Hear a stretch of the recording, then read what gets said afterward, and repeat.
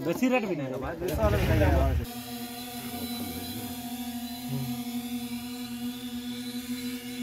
माओवादी ठिकाना खोजुछि अत्याधुनिक ड्रोन। ओडिशा छत्तीसगढ़ झारखंड सीमार माओ दमन कार्यक्रम चली।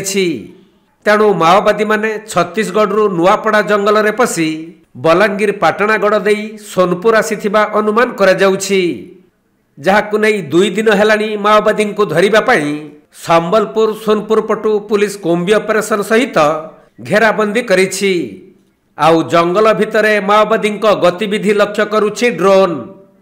तबे पड़ोशी छत्तीसगढ़ और झारखंड को लगिथिबा जिला संबलपुर, सुवर्णपुर एवं सुंदरगढ़ रे निज उपस्थिति जाहिर कलेनी लाल बाहिनी। किछि दिन तले सुंदरगढ़ जंगलरू विस्फोरक लुटिथिबा बेले सुरक्षाकर्मी प्रहार परे छत्तीसगढ़ सीमा डेई संबलपुर और सुवर्णपुर को माओवादी माने पशि आसीथिबा आशंका करा जाउछि। तेणु उभय स्थान रे सुरक्षाकर्मी सक्रिय रहिछंती। सही क्रम रे रेढ़ाखोल बनखंड चारगढ़ संरक्षित जंगल रे कोम्बी ऑपरेशन करा जाई माओवादी को खोजा चलीछि। जवान माने जंगल भितरे पशि ऑपरेशन जोरदार करिथिबा बेले अत्याधुनिक ड्रोन सहायता रे सर्च ऑपरेशन करा जाई माओवादी को खोजा चलीछि। सहीपरि बड़माल रेंज ऋषिमुनि संरक्षित जंगल, कालिया संरक्षित जंगल एवं गुजा संरक्षित जंगल रे सीआरपीएफ, डीवीएफ और एसओजी जवान द्वारा कॉम्बी ऑपरेशन करा जाउथवा बेले माओवादी गतिविधि नहीं स्पष्ट होई पारिनी। सुरक्षा को दृष्टि रखी चारमाल थाना, बड़माल फांडी, किसिंडा और नाक्टी देउल थाना रे व्यापक सुरक्षा व्यवस्था ग्रहण करा जाइछि।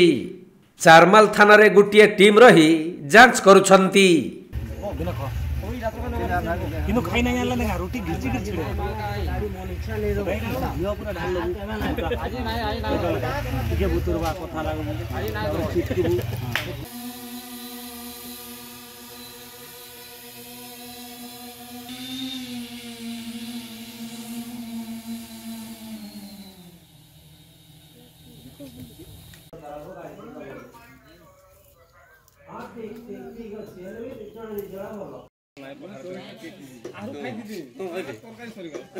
संबलपुर जिला रेढ़ाखोलू विनोद कुमार सेठी रिपोर्ट, कोणार्क लाइव।